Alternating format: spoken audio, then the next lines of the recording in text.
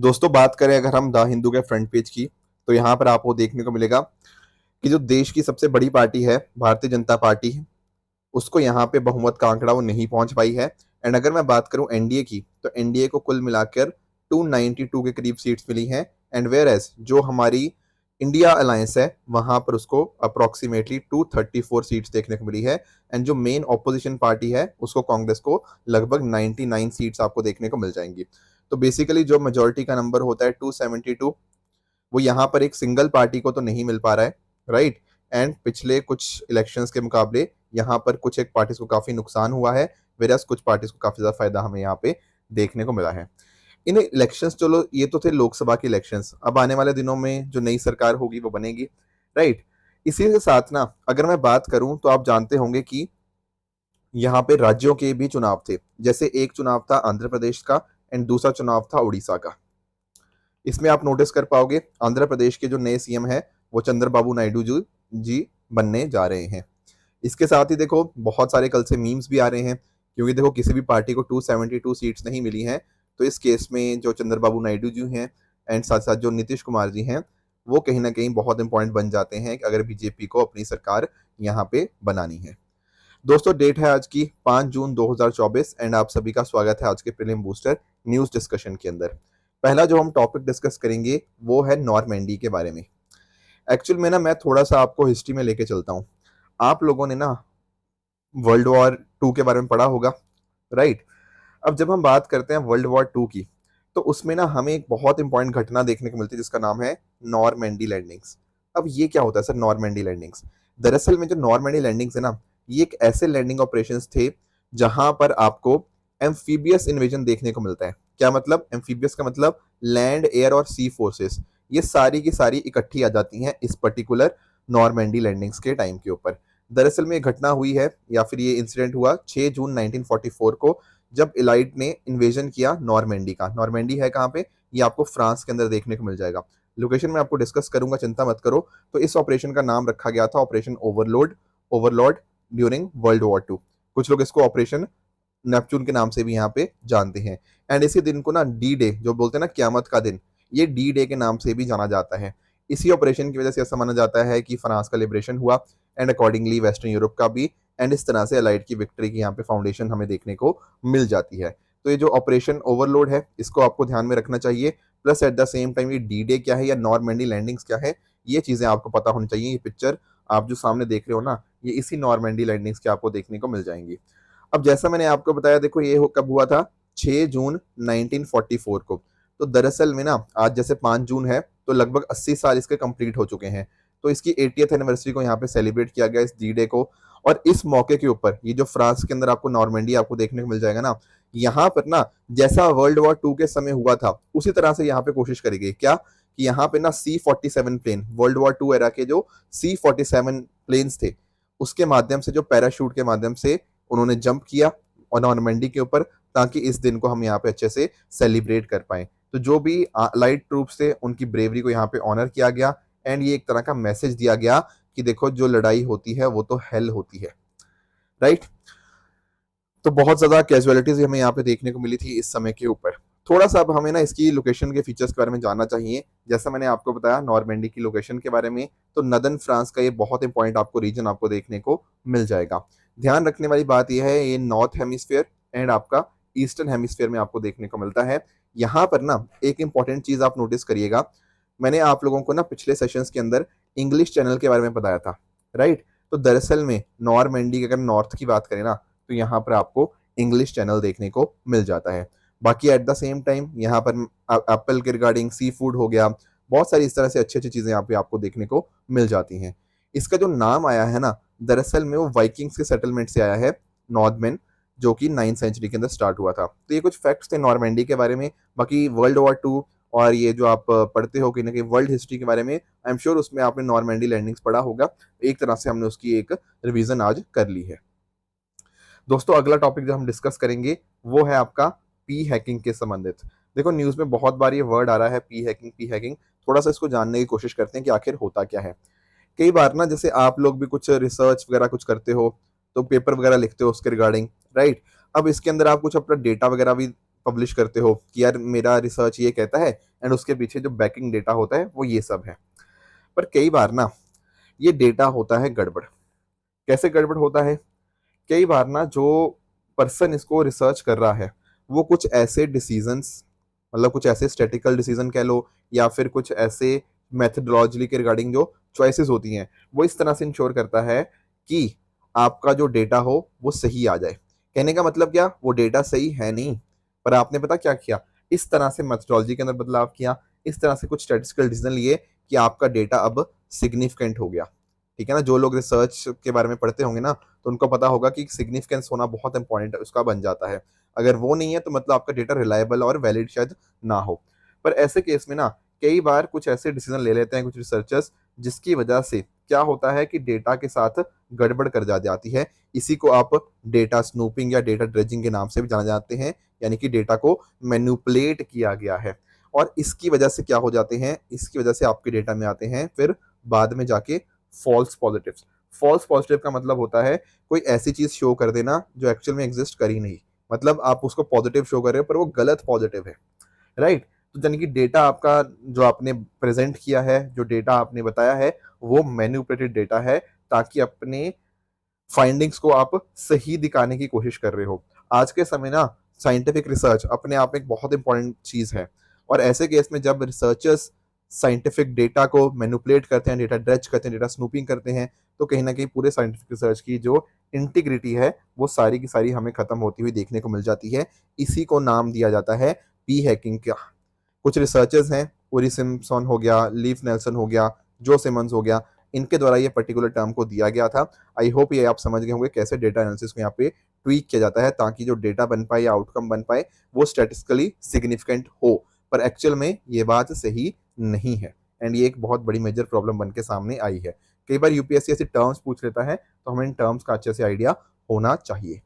दोस्तों अगला जो हम टॉपिक डिस्कस करेंगे that is WSIS+20 forum high level meet. क्या मतलब है सर इस चीज का? देखो 2003 एंड 2005 यहां पर ना एक यूनाइटेड नेशन समिट ऑर्गेनाइज किया जाता है, ठीक है, जिसका नाम क्या था? इसका नाम था WSIS। ये क्या है? WSIS stands for world summit on information society. ठीक है, तो 2003-2005 में ये चीज करी गई। क्यों करी गई? इसका फोकस ये था इस समिट का कि हम ना एक ऐसी सोसाइटी बना पाए जो कि अपने आप में इंक्लूसिव हो, पीपल सेंट्रिक हो, एंड साथ ही साथ इंफॉर्मेशन ड्रिवन सोसाइटी हो, राइट। ये सब चीजों के फोकस के लिए बनाई गई। अब देखो इस मुद्दे को हो गए कितने, 20 साल, ठीक बात है। तो एक्चुअल में ना अभी इसके regarding WSIS+20 forum high level event यहाँ पे करा गया। यहाँ पर इंडिया ने भी पार्टिसिपेट किया, एंड साथ साथ यहाँ पे AI for good global summit भी था जहां पर इंडिया ने यहाँ पे पार्टिसिपेट किया। तो थोड़ा सा आपको पता होना चाहिए कि इसको जो ऑर्गेनाइज करने वाली संस्था है ना वो मेजरली है ITU इंटरनेशनल टेलीकम्युनिकेशन यूनियन है। पर इसके अलावा यूनेस्को, UNDP, UNCTAD और भी यहाँ पे मिलके इसको करते हैं, पर मेजर जो है यहाँ पे आपको ITU ही देखने को मिल जाती है। ये एक फोकस करता है कि ग्लोबल डिजिटल कॉपरेशन के लिए कैसे काम किया जा सकता है, क्योंकि आप नोटिस करो ना मुद्दे क्या थे, inclusive, people centric, information society. यही चीजों के रिगार्डिंग इंटरनेशनल कम्युनिटी यहाँ पे साथ में कैसे आ सकती है, ये इसका फोकस रहता है। Plus at the same time साथ में मिलकर कैसे नया शेयर्ड विजन हम यहाँ पे देख पाए, 20 साल कंप्लीट हुए हैं तो उसका रिव्यू करना, ये सारे मुद्दे इसके रिगार्डिंग अंतर्गत चर्चा करी गई। बात करें अगर ITU की, तो जैसा मैंने आपको बताया it stands for international telecommunication union. देखो इसका जो एस्टेब्लिशमेंट हुई थी ना वो 1865 के अंदर हुई थी एज इंटरनेशनल टेलीग्राफ यूनियन। बाद में इसका नाम चेंज करके इंटरनेशनल टेलीकम्युनिकेशन यूनियन कर दिया गया। भारत इसका एक्टिव मेंबर है ITU का सिंस 1869, एंड ITU की काउंसिल के ऊपर है सिंस 1952। टोटल यहाँ पे आपको 193 कंट्रीज देखने को मिल जाती हैं। इसके हेडक्वार्टर्स जिनेवा स्विट्जरलैंड के अंदर आपको देखने को मिल जाएंगे। अब यहाँ पर एक चीज आपको बिल्कुल मिस नहीं करनी, वो है इसके फंक्शंस। जैसे सैटेलाइट ऑर्बिट्स को एलोकेट करना होता है, या रेडियो एयरवेव्स को एलोकेट करना होता है, तो उसको एलोकेट कौन करता है? ITU ही करता है। At the same time information and communication technology को एक्सेस इंप्रूव करना, ताकि सारी अंडर प्रिविलेज पॉपुलेशन को भी उसका एक्सेस मिल पाए। टेक्निकल स्टैंडर्ड्स को कैसे कोऑर्डिनेट करना है, ये सारे काम ITU के द्वारा ही देखे जाते हैं। इंपॉर्टेंट बात है, ये UN स्पेशलिस्ट एजेंसी है, एंड ये एक इंटर गवर्नमेंटल ऑर्गेनाइजेशन है जो कहीं ना कहीं कोऑर्डिनेट करवाती है between government and private sector bodies के बीच में। तो ये कुछ पॉइंटर्स थे जो आपको जिनका अच्छा आइडिया होना चाहिए। दोस्तों अगला हमारा टॉपिक है new method to generate virus like particles. क्या मतलब है इस चीज का? देखो एक्चुअल में आप एक चीज सोचो, आप वायरस के बारे में पढ़ते हो, हाँ सर वायरस से हमें बहुत सारी अलग अलग तरह की बीमारियां देखने को मिलती हैं, बिल्कुल ठीक बात है। अब वायरस के रिगार्डिंग आप अलग अलग वैक्सीन भी बनाते हो ताकि उनसे हम प्रोटेक्टेड रहे, बिल्कुल ठीक बात है। अब हम पता क्या कर रहे हैं, हम वायरस की जगह ना वायरस लाइक पार्टिकल्स बना रहे हैं, ठीक है ना, समझो इस बात को। हमने एक तो देखो वायरस है जो कि प्रॉपर जैसा दिखता है, उसका इफेक्ट भी होता है, हमने इसका ना एक कॉपी बनाने की कोशिश करी, इसको हम बोलेंगे वायरस लाइक पार्टिकल। पर इंपॉर्टेंट बात ध्यान में रखना, इससे ना आपको इन्फेक्शन नहीं होता, यानी कि ये है दिखता सारा वायरस की तरह ही है, सब चीजें इसकी वायरस की जैसी हैं, पर इसकी वजह से आप बीमार नहीं पड़ते। ऐसी चीज को बोला जाता है वायरस लाइक पार्टिकल। अब आप पूछेंगे सर ऐसा हम क्यों कर रहे हैं? ऐसा देखो हम इसलिए कर रहे हैं ताकि ना हमें मान लीजिए इसके रिगार्डिंग वैक्सीन और बाकी चीजें करनी होंगी, तो हमारा जो इम्यून सिस्टम है या फिर उसको हमें यहाँ पे इसके उसके रिगार्डिंग स्ट्रॉन्ग करना होगा, तो वहां पर ये वायरस लाइक पार्टिकल्स हमें हेल्प कर देंगे। उससे हमारी जो इम्यूनिटी है ना, हमारा जो रिस्पॉन्स क्या होगा जब कोई फॉरेन पार्टिकल आता है, उसको हम स्ट्रॉन्ग करने के लिए चीज कर रहे हैं, तो उसको बोला जाता है वायरस लाइक पार्टिकल। ध्यान में ये रखना कि दीज आर नॉन इन्फेक्शियस, ठीक है ना, ये रिजेंबल तो वायरस की तरह ही है, दिखते बिल्कुल वायरस की तरह ही है, पर नॉन इन्फेक्शियस होते हैं क्योंकि इनके अंदर कोई वायरल जेनेटिक मटेरियल होता ही नहीं है। सारे करेक्टरिस्टिक इनके वायरस जैसे मिलते हैं, बस ये रेप्लिकेट नहीं कर पाते, ठीक है ना, क्योंकि वायरल जीनोम नहीं है तो कैसे अपने आप को रेप्लिकेट करेंगे, राइट। एंड इसकी इंपॉर्टेंस यही है कि कहीं ना कहीं इसको वायरल बाइंडिंग के लिए और बाकी पर्पसेस के लिए यूज किया जाता है। तो अभी जो हुआ है ना, अभी जो रिसेंटली काम हुआ है, तो वहां पर institute of advanced virology Trivandrum, यहाँ पर इनके द्वारा एक नया तरीका यहाँ पे डेवलप किया गया है non infectious Nipah virus like particle को जनरेट करने का, जो बिल्कुल आपके नीपा वायरस को मिमिक करता है। पर क्या है ये? Non infectious. तो थोड़ा सा हम एक काम करते हैं, नीपा के बारे में भी दोबारा से याद कर लेते हैं। वैसे मैंने आपको कई बार बताया है कि जब हम बात करते हैं ना, तो जो फ्रूट बैट्स होते हैं वो इनके नेचुरल रिजर्वायर आपको या नेचुरल होस्ट आपको देखने को मिल जाते हैं, जिनको आप फ्लाइंग फॉक्सेस के नाम से भी जानते हैं। तो कई बार ये ऐसा होता है कि कुछ फ्रूट्स को ये खा लेते हैं, फिर वो फ्रूट इंसान खा लेता है तो इंसानों तक पहुंच जाते हैं, या फिर पिक के माध्यम से इंसानों तक पहुंच सकते हैं। तो दरअसल में क्या है, ये जूनोटिक डिजीज हैं और आप जानते होंगे ये डिजीजेस एनिमल से ह्यूमन में पास कर सकती हैं। अगर किसी पर्सन को ये हो जाता है तो लगभग 80% तक की मतलब फर्टिलिटी रेट या डेथ रेट उसके इसमें देखने को मिल जाएगी। और ये एक हाईली पैथोजेनिक पैरामैक्सी वायरस आपको देखने को मिल जाएगा, बहुत ही डेडली पैथोजन आपको देखने को मिलता है, एंड इस तरह से पास ऑन हो जाता है। आई होप ये टॉपिक आपको आइडिया लगा होगा। अगला दोस्तों हमारा टॉपिक है रिगार्डिंग फिनोम इंडिया। पहली बात मुझे बताओ, क्या कभी आप लोगों ने ये वर्ड सुना, फिनोटाइप? देखो जब मैं बात करूँ ना फिनो वर्ड की, फिनो वर्ड दरअसल में आया है ऑब्जर्व से, एंड टाइप तो मतलब आप जानते ही होंगे, राइट। अब फिनो मतलब ऑब्जर्व जैसे हो गया, तो दरअसल में ना एक इंसान के अंदर क्या क्या चीजें आप ऑब्जर्व कर सकते हो, जैसे फॉर एग्जांपल उसकी हाइट आपको देखने से पता लग जाएगी, राइट। एक उसका वेट वगैरह आपको देखने को पता लग जाता है, थोड़ा बहुत एक आइडिया लग जाता है, मतलब उसका हेयर कलर क्या है, इस तरह की चीजें, राइट। तो ये सब चीजें ना दिखने से पता लग जाती हैं, इन चीजों को हम बोलते हैं क्या, इन चीजों को बोलते हैं हम फिनोटाइप के नाम से, ठीक है।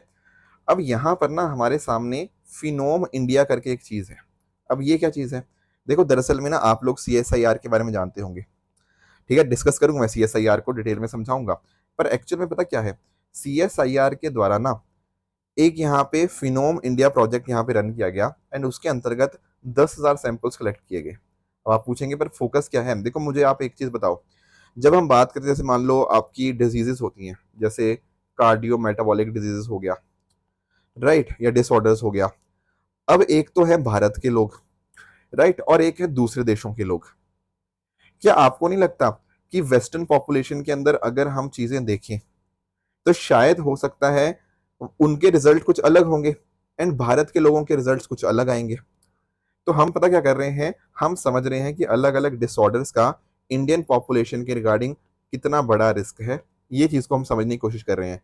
और ये रिस्क अलग पता क्यों है? अलग इसीलिए है क्योंकि दूसरे देशों के अंदर जो उनके खान पान की चीजें होती हैं, उनके रहने सहने का जो तरीका होता है वो बिल्कुल अलग होता है। तो फिनोम इंडिया के माध्यम से हम यही डेटा बेसिस के ऊपर चीजें करने की कोशिश कर रहे हैं, प्रॉपर डेटा वगैरह उनके रिगार्डिंग कलेक्ट किया जा रहा है, फिर उनको हेल्थ को मॉनिटर किया जाएगा, ठीक है ना। तो बेसिकली ये क्या है, this is a longitudinal health monitoring project है CSIR का। अब एक चीज आप नोटिस करोगे कि इसी प्रोजेक्ट के माध्यम से ना हम अपनी हेल्थ केयर को प्रमोट कर रहे हैं। और हेल्थ केयर भी पता कौन सी, जिसमें आपके 4P आपको देखने को मिल जाते हैं। एक P का अर्थ है यहाँ पे प्रिसीजन मेडिसिन। प्रिसीजन मतलब उस पर्सन के बिल्कुल स्पेसिफिक जो मेडिसिन होती है उसको बोलते हैं प्रिसीजन, ठीक है ना। या आप इसको पर्सनलाइज्ड मेडिसिन भी आप कह सकते हो, ठीक है। Plus at the same time इसमें हम प्रिडिक्टिव कंपोनेंट भी डालेंगे कि एक पहले से हमें आइडिया होगा कि ये चीज हो सकती है, तो हमारे पास एक आइडिया पहले से ही होना चाहिए। पार्टिसिपेटरी, लोगों का इन्वॉल्वमेंट भी यहाँ पे अच्छा खासा हमें देखने को मिलेगा। और एक प्रिवेंटिव मेडिकेशन का कंपोनेंट भी यहाँ पे आपको देखने को मिल जाएगा कि ताकि वो बीमारी इंसान को हो ही ना। तो ये सारी चीजें इस चीज के अंतर्गत देखने को मिल जाएंगी हमें, ठीक है। तो ये फिनोम इंडिया प्रोजेक्ट आई होप आप समझ गए होंगे किस तरह से प्रिसिजन मेडिसिन को एडवांस किया जा रहा है through predictive personalised participatory and preventive health care के माध्यम से। थोड़ा सा बेसिक आइडिया आपको CSIR का भी होना चाहिए। It stands for council of scientific and industrial research. ये यहाँ पे आपकी जो साइंटिफिक रिसर्च है, साइंटिफिक डेवलपमेंट है, उसके लिए काफी काम करता है। हेडक्वार्टर्स आपके नई दिल्ली के अंदर देखने को मिलते हैं। इसको स्टैब्लिश किया गया था 1942 के अंदर।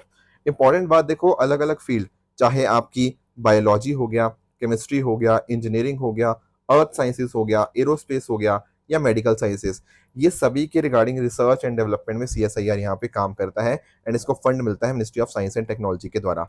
ध्यान रखना, it operates as an autonomous body under society registration act of 1860। तो ये कुछ पॉइंटर्स थे CSIR के बारे में आपको जानने चाहिए।